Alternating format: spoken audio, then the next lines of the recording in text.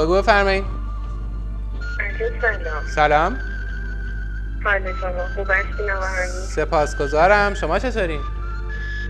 شکر خدا منم خوبم سپاسگزارم. بله خانم آتاناز هستن. خانم آتاناز واقعا خسته نباشین به خاطر این گزارش بوشهرتون.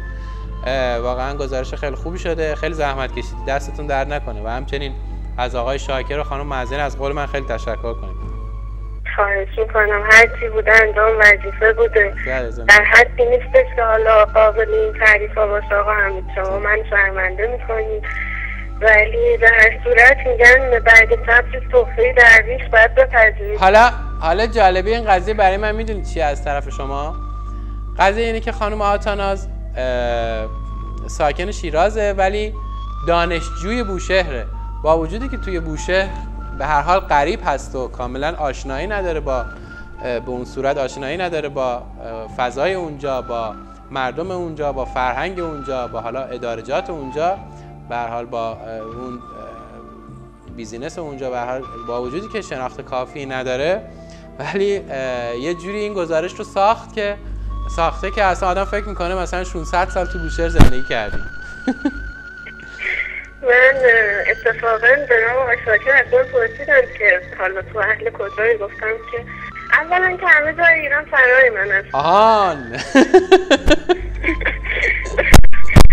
نه حالا بوشهر که من هر جای دیگری هم بودم تمام تلاش خودم رو میکردم که کم نذارم. بالاخره من افتخار اینو دارم که اسم نمایندگی بوشهر رو داشته باشم.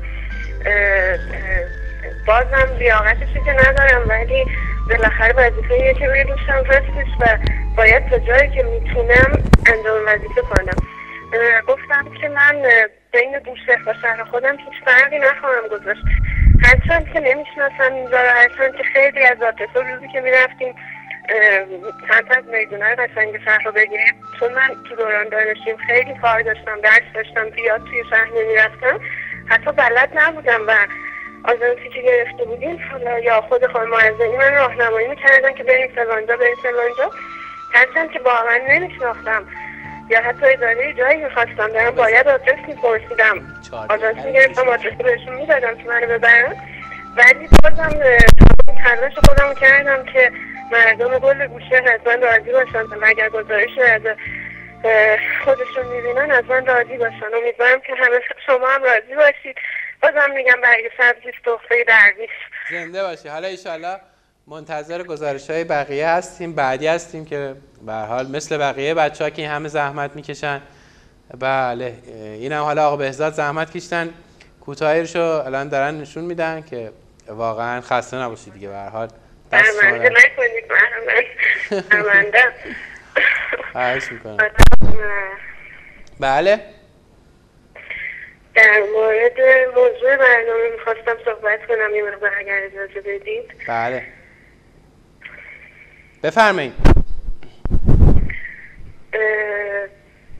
موضوع جالبه به این لحاظ که خیلی به برنامه میخوره.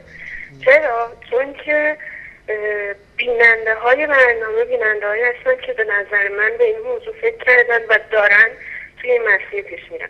آقا حمید نمیدونم والا خاطرتون باشه یا نه، من روزی که توی بوشهر با بچه بوشهر آشنا شدم گفتم حمید جان افتخار کن موجود برنامه این هستی که بیننده هاش همه بچه های اکتیو موفق بچه هایی هستن که از زندگیشون دارن استفاده میکنن. من ندا رو دیدم، یک دانشجوی موفق، یک ورزشکار موفق با خانواده‌ای که همشون به نحوی موفق بودن، مدال‌های توی میادین مختلف ورزشی داشتن، خود ندا جون چندین تا مدال داشتن.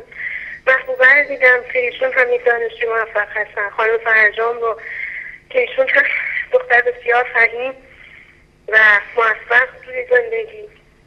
خلاصه من هر کسی رو که دیدم دوستای خودم دیدن و عضو شدن، هم دانشگاهی های خودم، همه بچه های موفقی بودن، بچه هایی بودن که حالا شاید هم به نظر خودشون حالا با موفقیتی که مد نظرشون باشه نرسیده باشن، ولی به هر صورت دارن تلاششون رو میکنن، وقتشون رو هدر نمیدن. به نظر من بیننده های شما بیننده هایی هستن که درک کردن که برای داشتن زندگی موفق باید تلاش کرد باید همت داشت، باید وقت رو بیهوده هدر نداد و این رو من به شخصه که توی تک تک بچه‌های تو بگو که باهاشون بودم دیدم.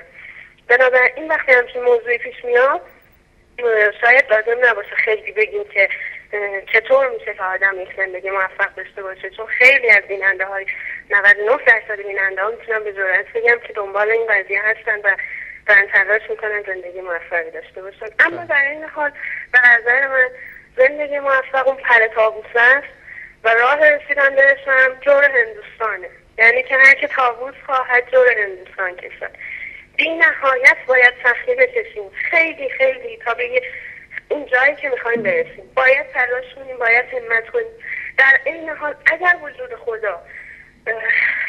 وجود خدا رستنی و قلب قبول داشته باشیم و بهش اعتقاد و ایمان داشته باشیم همه به دست ما رو میگیره.